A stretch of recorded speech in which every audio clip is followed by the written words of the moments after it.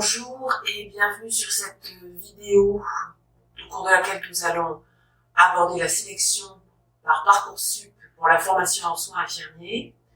Je me présente, je suis Isabelle Bouissou et je dirige les instituts de formation paramédicale du groupe hospitalier Paris-Saint-Joseph.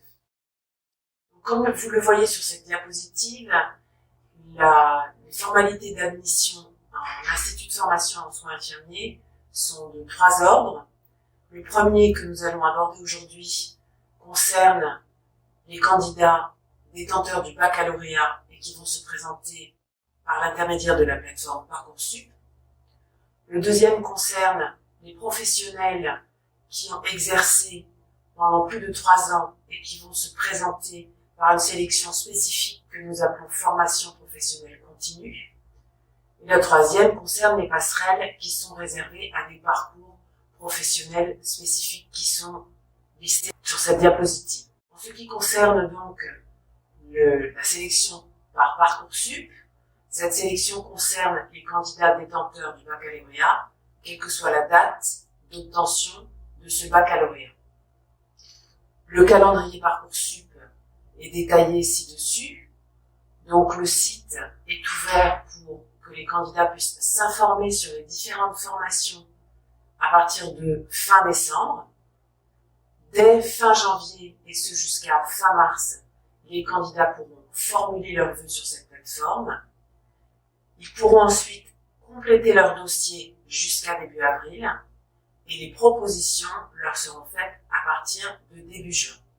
Ils devront confirmer leur inscription dans un institut de formation avant mi-juillet, et ce sera la fin de la phase principale. Pour ce qui est des formations professionnelles continues, le calendrier est un petit peu différent, et la sélection se fait sur la base d'épreuves de sélection, un écrit et un oral de motivation. La rentrée en institut a lieu, en général, le premier lundi de septembre. Alors, concentrons-nous maintenant sur la sélection par Parcoursup. Et donc, la première information importante à connaître lorsque vous vous préparez à candidater pour la formation en soins infirmiers par Parcoursup sont les attendus de la formation. Ces attendus sont tout à fait détaillés sur la plateforme Parcoursup. Je n'ai ici repris que l'intitulé de ces attendus, dont vous voyez qu'ils sont en relation avec la formation en soins infirmiers et ensuite la profession en soins infirmiers, puisqu'il est question d'intérêt pour les questions sanitaires et sociales, de qualité humaine et de capacité relationnelle, de compétences en matière d'expression orale et écrite, d'aptitude à la démarche scientifique et la maîtrise des bases de l'arithmétique, et puis des compétences organisationnelles et comportementales. Ces attendus sont encore une fois détaillés sur la plateforme avec quelles sont les compétences qui sont nécessaires sous chacun de ces attendus. L'examen des dossiers. Donc, nous avons dit que chaque candidat va déposer son dossier sur Parcoursup et son dossier va se constituer sur une période qui s'étale de fin janvier à fin mars. Déjà, cette candidature, elle est constituée de 3, ce que nous appelons des briques. La première brique, ce sont les notes de première et de terminale. La deuxième brique, c'est la fiche à venir. Et la troisième brique, c'est donc le dossier qui est composé d'une lettre de motivation et de activités et centres d'intérêt. C'est sur ces éléments que je vais insister, puisqu'il est essentiel d'accorder l'intérêt le plus sérieux à la rédaction de ces 2 documents. Puisque les notes du bac et les notes de première et terminale, quand vous entrez dans la procédure Parcoursup, vous ne pouvez plus rien changer et c'est votre lycée qui aura rentré ces notes.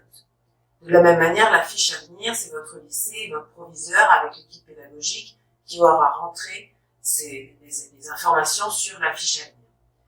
Vous allez pouvoir vous concentrer sur la rédaction de ces 2 fiches que sont les activités et centres d'intérêt et le projet motivé de formation. Il faut réfléchir lorsque vous allez rédiger ces éléments à tout ce que vous avez pu effectuer au cours de votre vie scolaire et éventuellement universitaire et qui va pouvoir concourir à répondre aux attendus que nous avons vu sur la diapositive précédente. Je prends un exemple, il y a les capacités relationnelles. Vous avez par exemple fait du sport collectif, vous avez par exemple encadré des jeunes, vous avez par exemple travaillé à la caisse d'un supermarché. Vous pouvez mettre en avant ces expériences-là comme concourant à votre expérience et à enrichir vos capacités relationnelles. Ce n'est qu'un exemple, mais il est important que vous preniez bien en compte chaque attendu et que vous réfléchissiez à ce que vous avez eu comme activité et centre d'intérêt qui va pouvoir répondre à ces attendus et bien rédiger cette partie en réponse aux attendus. Le deuxième élément, c'est le projet motivé de formation. Là encore, il faut que vous réfléchissiez de manière importante et attentive à quelles sont vos motivations pour entrer en formation en soins infirmiers, que vous puissiez l'exprimer. Je précise que ces éléments, ce dossier, donc, constitué des activités et centres d'intérêt et projets motivés de formation, il est examiné par des examinateurs qui sont des formateurs en IFSI, avec la plus grande attention, puisque c'est un des éléments très importants pour nous, qui va nous permettre de sélectionner les candidats qui vont pouvoir rentrer en formation en soins infirmiers. Donc, portez-y la plus grande attention, faites attention aux modalités de rédaction, la syntaxe et l'orthographe sont des éléments importants. Rédigez-le vous-même, ne faites pas appel à Internet, puisque nous avons maintenant l'habitude d'examiner ces dossiers et nous pouvons identifier les extraits que vous seriez allé chercher sur Internet. C'est vous qui devez rédiger ces deux documents, mais ne faites pas l'économie éventuellement de pouvoir vous faire relire pour qu'il soit bien compréhensible et qu'il y ait le moins de fautes d'orthographe et de syntaxe possible. La phase de proposition va s'étaler de fin mai à mi-juillet. Donc, la plateforme Parcoursup va vous faire des propositions en fonction des vœux que vous avez émis. Vous pouvez, sur les 10 vœux possibles dans la plateforme Parcoursup, formuler 5 vœux IFSI. Et sous chacun de ces vœux, vous pourrez formuler 10 vœux pour un IFSI particulier dans le groupement universitaire. Puisque je précise qu'un vœu en IFSI correspond à un groupement universitaire. Je prends un exemple. L'IFSI Paris-Saint-Joseph est en partenariat avec l'Université de Paris. Nous sommes 15 instituts de formation en soins infirmiers en partenariat avec l'Université de Paris. Si vous formulez un vœu soins infirmiers Université de Paris, cela correspondra à un vœu sur vos 10 vœux. Et ensuite, parmi les 15 instituts de formation en soins infirmiers en partenariat avec l'Université de Paris, vous allez pouvoir formuler 10 vœux, 10 sous-vœux d'instituts de formation en soins infirmiers en partenariat avec ce groupement. Et vous pouvez faire cet exercice 5 fois, parce que 5 vœux sont possibles pour les IFSI. Alors, cette phase de proposition, elle va débuter début juin, en général, selon les années, et vous avez 3 réponses possibles, oui, en attente ou non. C'est-à-dire, je prends de nouveau un exemple. Vous avez dans le groupement universitaire Université de Paris sélectionné une dizaine d'instituts de formation en soins infirmiers. Vous allez avoir donc une réponse pour chacun de ces sous-vœux. Pour l'IFSI Paris-Saint-Joseph, vous aurez en attente. Pour l'IFSI Sainte-Anne, vous aurez non. Et pour l'IFSI Paris-Croix-Saint-Simon, vous aurez oui. Il se trouve que vous souhaitez rentrer à l'IFSI Paris-Saint-Joseph et à l'IFSI Paris-Saint-Joseph, vous êtes en attente. Vous pourrez donc garder ce vœu en attente. Vous pourrez aussi garder le vœu oui à l'IFSI Paris-Croix-Saint-Simon en attente. À chaque fois que vous allez confirmer définitivement un oui, les autres vœux seront annulés. Donc, si vous souhaitez attendre la fin de la procédure mi-juillet pour être admis, si possible, dans l'institut de formation que vous avez priorisé, c'est-à-dire dans notre exemple l'IFSI Paris-Saint-Joseph, vous allez pouvoir garder ce vœu toujours en attente.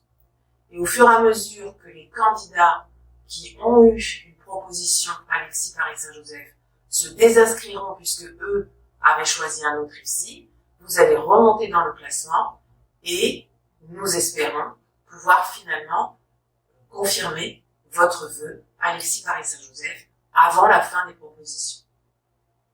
Surtout, il ne faut jamais vous désinscrire de la plateforme, c'est-à-dire vous allez finalement, avant la fin juillet, confirmer un oui définitif.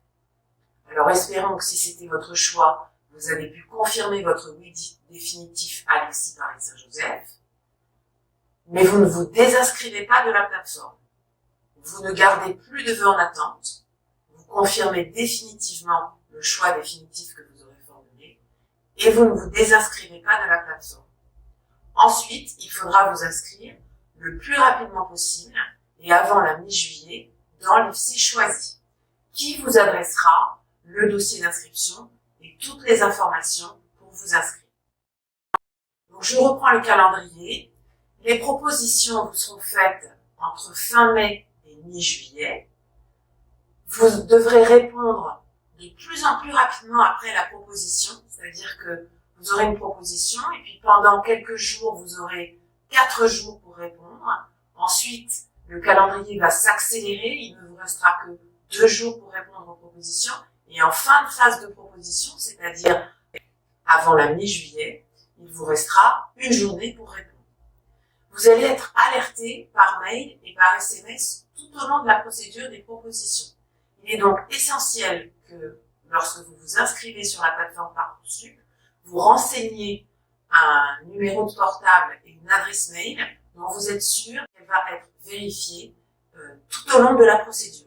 N'hésitez pas à indiquer une adresse mail, peut-être celle de vos parents, si vous, à un moment ou à un autre, vous savez que vous ne serez plus joignable par mail puisque vous serez éventuellement en vacances. Il faut vraiment que vous soyez joignable et que ces adresses mail et SMS soient vérifiées tous les jours.